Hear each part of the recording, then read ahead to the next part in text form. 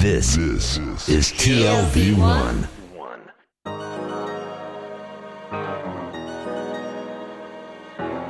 The Tel Aviv Review with Gilad Halpern. Hello and welcome to the Tel Aviv Review, a program dedicated to the word, to the thought and to debate. I'm your host Gilad Halpern, and every week I'll be engaging in close encounters of the intellectual kind with writers and scholars, or simply people of ideas of all types and vocations who have done something to make our lives a tad more interesting. My guest today is the director of the Center for Jewish-Arab Relations at the Leer Institute in Jerusalem, and also a researcher at the Hebrew University there. He is the author of a new book entitled The Creation of Israeli Arabic, Security and Politics in Arabic Studies in Israel, that was recently published by Palgrave Macmillan. Dr. Yonatan Mendel, hello and welcome to the Tel Aviv Review. Hello. So the Arabic language is an official language in Israel. It is the mother tongue of a significant chunk of the population, Israeli Arabs as well as some Mizrahi Jews. And it's also mandatory in most Israeli schools. Yet, if you ask the overwhelming majority of Jewish high school graduates to string even the most basic sentence together in Arabic, they would be unable to do so. Why is that? Well, that's a good question to begin with. I think that first it is important to put it very bluntly, as you did, because there is also something that we can call a circle of silence surrounding Arabic language in Israel. Because if you look at, for example, all kind of reports from the Ministry of Education in the 1950s, 60s, 70s, up until now, there is never like a recognition in the failure of teaching Arabic in Jewish Israeli schools. And obviously, since I wrote the book, so I was also criticized, especially by the system or by the establishment, by people who are in charge of Arabic studies in Israel, who were saying, actually, we are doing very well. There are 3.2% who are actually studying Arabic for the Bagrut, for the final exams. There are actually more students who are taking one unit in Arabic studies. So instead of saying that, first, is it good that 3.2% of Israelis actually can go to the Bagrut exam in Arabic and they don't know Arabic at all? Is it our expectation? Is this our goal? Is this something that we consider as success? So I think that it is very important to begin our discussion and to say, first, the status of Arabic in Israeli society is very, very low. First and foremost, within the Jewish Israeli society, it is a language that is associated with fear, with hatred, with the enemy, with a low culture. Secondly, it is a language that is hardly spoken. Even those who are studying Arabic, let's say from the 7th grade until the 12th grade, will study it in a very philological, passive, almost as a language that needs to be decoded. And at the end of the day, when they finish their study, they cannot make one sentence in Arabic. So I think it is important to begin by this very, very gloomy situation in which Arabic is an official language in Israel, but it is not treated as official at all. But maybe the educational establishment treats the question differently altogether. As you say, they don't recognize their failure, maybe because they set different goals. Maybe giving students the basic skills, the oral skills, or the communication skills in Arabic is not what they're after. Well, I know that the program today is 20 minutes, but I will be happy if it was 200 minutes, because it is quite an important question, because it is related first to the way that Arabic studies were crystallized in the education system, and then we speak about a process that started in the 1920s, 30s, 40s, and also influences that are coming from Europe, especially German Jewish philologists who are taking part in the creation of Arabic studies in the system at the time. Secondly, it is obviously also associated with the conflict. And within the conflict, it was very obvious that especially in the 1940s and let alone in the 1950s and 60s, Arabic was more and more connected to Israeli national security. And when it became connected to Israeli national security, it lost a lot of its cultural associations. It lost a lot of its Arab-Palestinian actors, which means that when, for example, in the book, I look at the education committees in the 1950s, 60s, 70s, you see that all of the people who actually sit there have Arabic as either second or third or non-language, which means that Arab Palestinian citizens of Israel who speaks Arabic as a first language are not treated as an actor that can write a textbook in Arabic, are not treated as an actor that can take part in a committee about how Arabic should be taught, is not treated as an actor that can be actually an Arabic teacher in class. So we are speaking about a distancing of the Jewish Israeli society of the Arabic language. So were these early Arabic educators all Jews? Did they, what was the role of Mizrahi Jews who came from Arab lands, and for many of them Arabic was the first language, but they didn't have that national component of being the enemy? Were they tacked on, or was it a predominantly Ashkenazi endeavor? Mm-hmm. Well, it's a good question, because I think that in my book I do speak about the process of Ashkenazization of Arabic language, especially because, when you speak about the Mizrahi Jews, so when we look at, for example, the 1940s, there is a real anger of the Mizrahi Jewish community in the country that were actually people who were born in the country, who spoke Arabic as a first language or knew Arabic very well, and who felt that the national project is being hijacked, so to speak, or is being dominantly led by Ashkenazi Jews. And as we all know, it is also not a secret that Chaim Weizmann and Herzl and David Ben-Gurion and Jabotinsky were not of Iraqi or Syrian or Iranian. Did any of them speak Arabic, by the way? The only person that was kind of showing more interest in the Arabic language and knew Arabic better is Moshe Sharet. And even though he wasn't of Arab origin, and in Avi Schleim's book, The Iron Wall, he actually focuses on the image of Moshe Sharet, and he says how different he was from the other Zionist. And that also affected his politics, right? And it is also affected of politics. But then coming back to the Mizrahi community, and again, we need to speak about the big wave of immigration to the country, 1950s, and then again 1960s, from countries that actually Jews were very fluent in Arabic language. For example, Iraqi Jews from 1951 onward. So they are coming into a country in which the Jews are actually fighting the Arabs. And the whole idea about a Jewish-Arab identity, al-Yahud al-Arabi, and slogans that were at the time popular, let's say, in Iraq in the 1920s and 1930s. إحنا عرب قبل من إحنا يهود. We are Arab before we are even Jews. Mm-hmm. Were not even imaginable in Israel in the 1950s. This idea that a Jew is also an Arab wasn't imaginable in a situation in which the Jews are actually fighting the Arab, and the two are on a zero-sum game. And I think that it was then that there was also a distancing of the Arabic language and Arab culture, not only by the Ashkenazi Jews or the Israeli society, but also by Mizrahi communities themselves. There are a few researches that have been conducted about this topic that shows that despite the fact that Arabic is an official language, and despite the Arabic is a lingua franca in Israel, and despite the fact that unlike other languages, it's actually connected to the Jewish religion and to Hebrew language, Semitically connected. The second generation and third generation of Mizrahi Jews did not want to have anything to do with Arabic language, especially because they were suspected, so to speak. But what about the first generation, say all the immigrants from Iraq and other countries? Were they predominantly the corpus of Arabic teachers in the 50s and 60s, or were they marginalized because they didn't fit in with the Ashkenazi establishment? In the 1950s and 60s, I would say that there was a considerable part of the Arabic teacher in the Jewish education system were actually teachers from Iraq and from Syria. I mean, Jewish Iraqis and Jewish Egyptians. But first, they have to teach according to the curriculum. And if the curriculum focuses, for example, on literary Arabic and modern standard Arabic, and not on any active skills of the language, it is already, this is the boundaries in which they need to operate. Secondly, it was in a way, and especially when you look at the way that Arabic was taught in the 1950s and 1950s, there was a big fear of the Arab other, of the Arab enemy.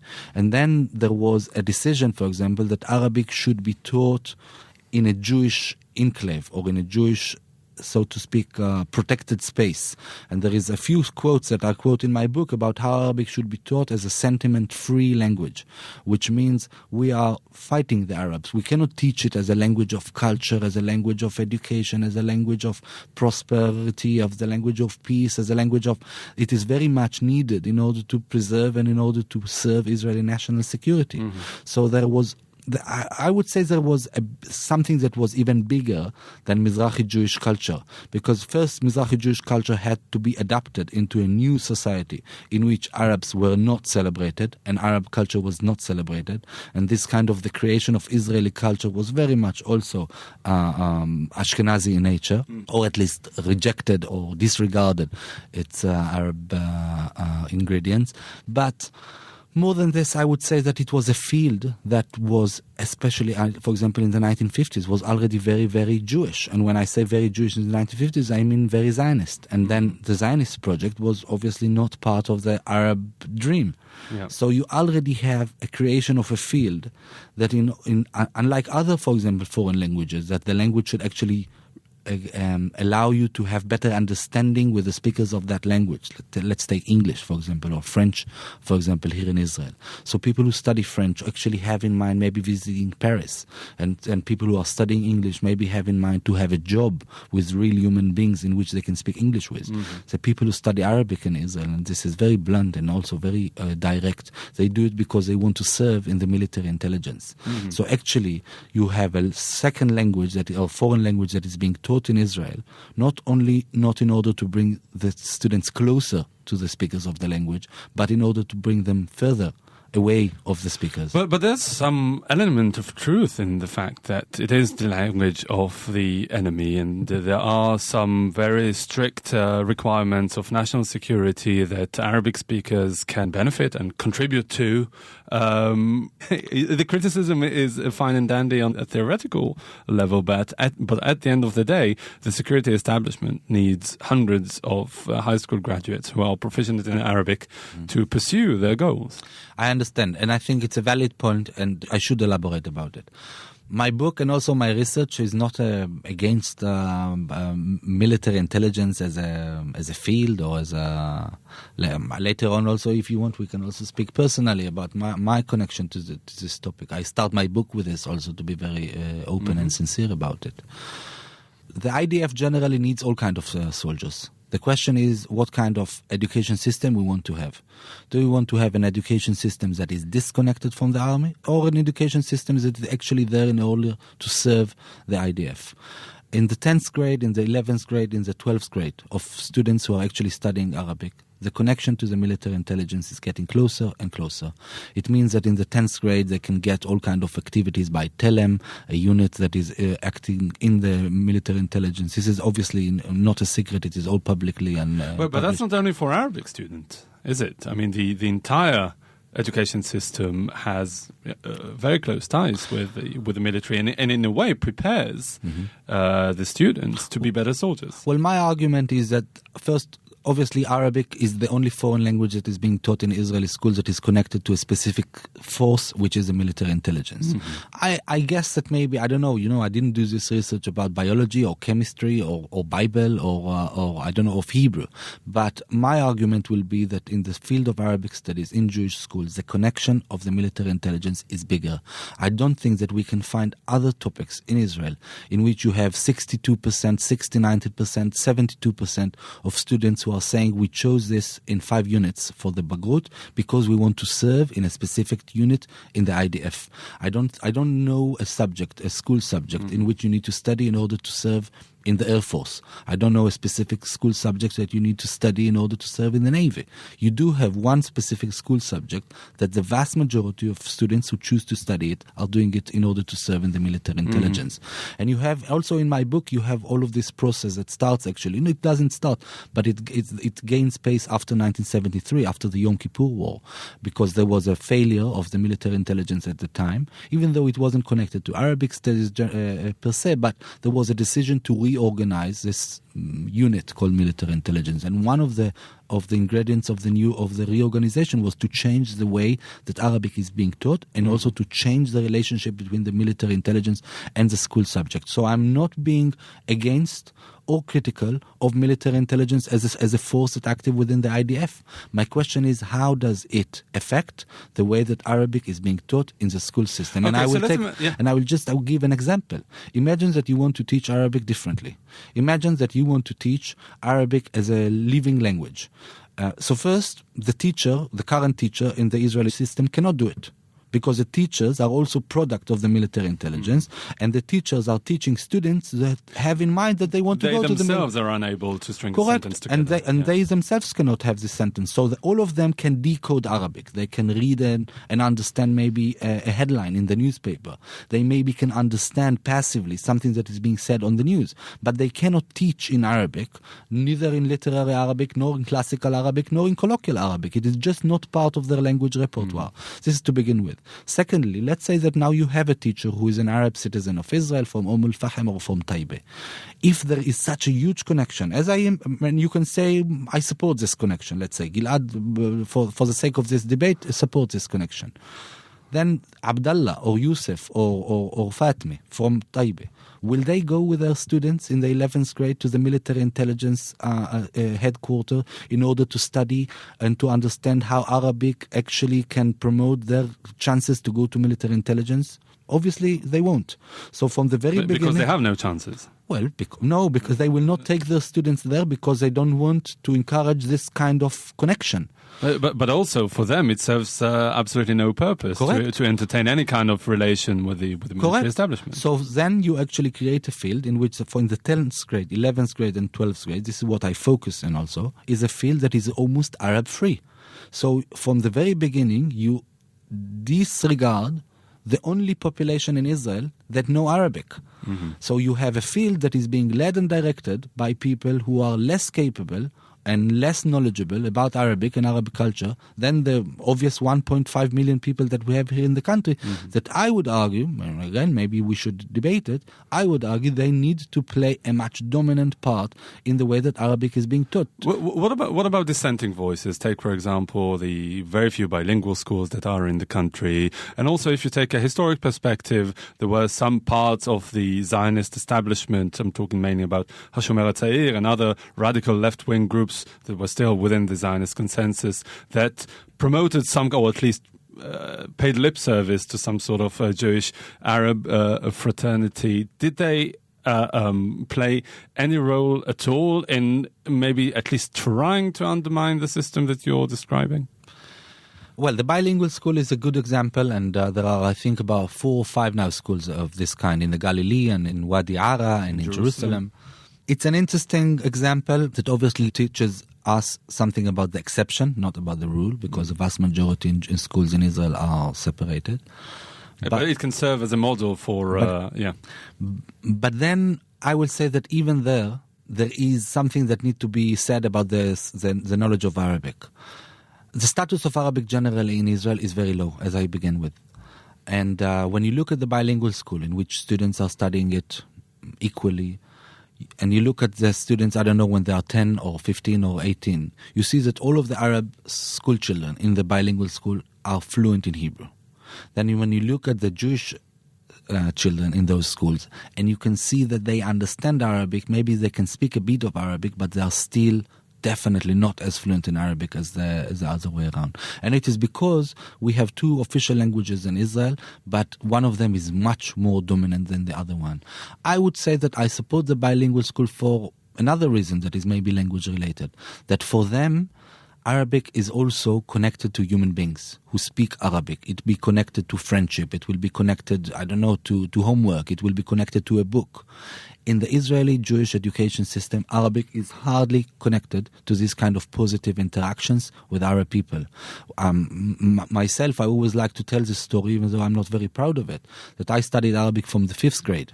So 5th grade, 6th grade, then 7th, 8th, 9th, I chose Arabic. 10th, 11th, 12th, I studied it for 5 units. Then I did a military service that has something to do with Arabic. So it was also, so altogether maybe 10 or 11 years of me studying Arabic without knowing Arabs. Mm-hmm. And this is a country that we have 1/5 of the population who is Arab. So how come that we created kind of this enclave in which Arabic is so disconnected from the Arab world? And I understand that it's very difficult to take Jewish Israeli students to visit Beirut or Damascus. But what about Jerusalem? What about Taibe? What about Sakhnin, the Galilee, Haifa, Akka? Like all of these places that are part of Israel, and that the citizens who live there are supposed to be equal citizens to us. How come that they are not being part of the way that Arabic is being taught in the country? This to be said about the bilingual school. About the Shomer. What about the 90s? I mean, that was kind of a different era in a way. A time when the conflict, the flames of the conflict were lower, and I remember as a high school student at the time that there was a lot of emphasis put on some sort of reconciliation. I don't know if it's really the right word, but getting to know each other. Uh-huh. I will come back to Hashomer Hatzair later on, but I will now answer your question. When we look at the way that Arabic has been taught in the education system, and we start in 1948, we see two things. One, we see that Arabic was always the first school subject to be influenced by the political system, by the political situation, by the military national security situation, which means that the way that Arabic is being taught is changing dramatically after 1948. Mm-hmm. It is being changed dramatically after 1967, and then again after 1973, and then interestingly also after 1979, the peace treaty with Egypt. When the Intifada starts in 2000, Arabic again suffer a huge blow. So Arabic kind of go up and down if you look at the barometer of Arabic, and it is a school subject that reacts almost directly to the political situation. And again, I'm not saying this as a good thing or as a bad thing, but it's something that we need to take into consideration. Arabic is not just a language. Like, we cannot compare French or English to Arabic. Arabic is, well, as we all know, much loaded than the other languages. The associations are much more loaded, and so on and so forth. So this is kind of generally. Mm-hmm. Secondly, there was never a revolution made in the way that Arabic is being taught. So despite this kind of fluctuations, there was never a revolution made in the way that Arabic is being taught. There was never like a decision that Arabic should be a mandatory school subject from the 3rd grade until the 12th grade. This never happened. It was never decided that Arabic should be taught also by Arab teachers, like as a mandatory rule. It was never decided that Arabic should also be language of instruction, that students should be also dedicate time to this, that they will study their official language in order to communicate, not only in order to decode. This was never kind of made. So despite the fact that maybe motivation sometimes was very, very low, 2000, the Intifada as an example, and sometimes very, very high. After 1967, for example, there was a belief that maybe this kind of new situation is going to give us peace. And also 1993 and 1994, as you mentioned, the Oslo Accords and then the peace agreement with Jordan. Okay. So you did have more motivation to study the language. It wasn't implemented in reality. And I think this is another thing that is important to say in Arabic. You hear a lot of people who are saying, I cannot believe it that I studied Arabic and I cannot say a word. You hear politicians are saying, well, some of them are being against Arabic, but I would say the considerable part, or more than half, would say it is a failure. We cannot live in the heart of the Middle East without speaking Arabic. We cannot allow only 1% of the population. For whatever the reason is, either to get to know the Arabs better, or at least, know the enemy. Yes, the situation that only 1% of Jews can understand a book or a newspaper in Arabic is not good for a country that is located in the heart of the Middle East, that they want to understand its neighbors and hopefully also wants to live. Okay, Yoni, I have to cut you let's go to the Hashomer Hatzair, because we're running out of time. Hashomer Hatzair is a good example, because there is an institution called Givat Chaviva. Givat Chaviva, it's also an institution that I study in my book together with Ulpan Akiva, which is part of the Hashomer Hatzair kind of philosophy or idea. And the whole idea about teaching Arabic there from the 1960s, 1970s is in Arabic in order to get to know your neighbor. Arabic is a tool for peace, coexistence, and so on and so forth. Very, very positive, and I would say also very genuine. Like, I'm not being critical or cynical about it at all. But then there is something that is happening also there. In Abdel Aziz Zu'bi Institute for Arabic Studies, so imagine not the most military intelligent center in the world, they create an Arabic course, and this is a very thorough Arabic course for 6 months, and it is open for all Israeli society, and it also costs money. They don't do it voluntarily. And then the question is, who is willing in Israel to pay a big amount of money in order to study Arabic very seriously for 6 months? And then, how to say it nicely, the telephone does not ring so much in the offices of Givat Chaviva. So they're struggling for enrollment. Correct. And the military intelligence is saying, actually, what do you say about us sending to you students who didn't study Arabic at all in their life, in the age of 18, they do your course in 6 months, will you be able to bring them to the level of 5 units in Bagrut? Givat Chaviva is saying, okay, how much do we speak about? And they say, we can send, I don't know, hundreds of soldiers every year. And then They gave them an offer they can't refuse. something like this. So at the end of the day, there is also something there. And again, I'm not being critical of the army. The army needs to do whatever it needs to do in order to fulfill its goals. But the way that the military influence the civil sphere in Israel, in Arabic studies, is very, very direct and is very, very on the table. And this is what my book tells.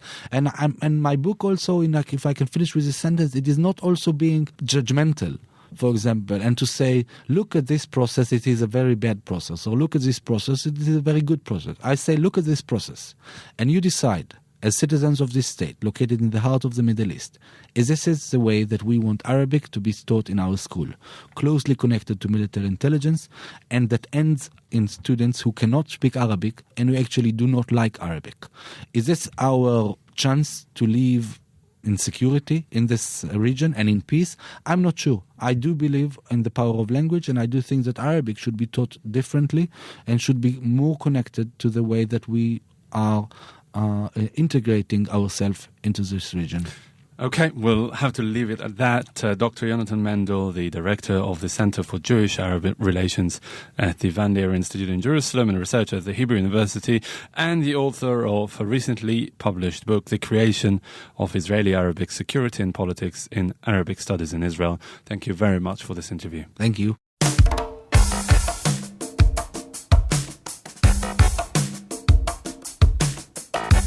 That brings us to the end of our show today. Thank you very much for listening. Also, big thanks to Alex Benish, the technical producer of this show. I'm Gilad Halpern, signing off here in Tel Aviv. Do join us again next week for another edition of the Tel Aviv Review. And until then, goodbye. את מה שהם רוצים אולי לא נשיג אף פעם בדרך שבה לא ניפגש עם הזעם נשארנו ערומים והרחקנו לכת התחקנו את הסיבה שאנחנו כאן מצאנו הצדקות לכל חטא שירינו בלי לעשות חשבון אם צדקנו או טעינו מבעד לחומות כבר איננו הגשר בינינו למה בכלל אנחנו כאן לא התעוררנו בזמן ונשארנו לבד במדבר והעולם מול גשר צר עוד רגע אנחנו מתפרקים לבד במדבר רק הרוח מלמעלה שומרת אותנו מחובקים